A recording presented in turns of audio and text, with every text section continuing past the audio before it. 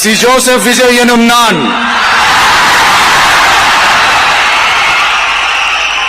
தமிழ்நாட்டு அரசின் முதலமைச்சர் என்ற முறையில் எனது கவனத்திற்குள்ளாவதும்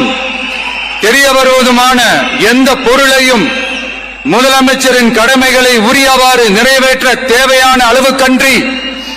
ஒருவரிடமோ பலரிடமோ நேர்முகமாகவோ மறைமுகமாகவோ அறிவிக்கவோ வெளிப்படுத்தவோ மாட்டேன் என்று ஆண்டவன் மீது ஆணையிட்டு உறுதிமொழிகிறேன்.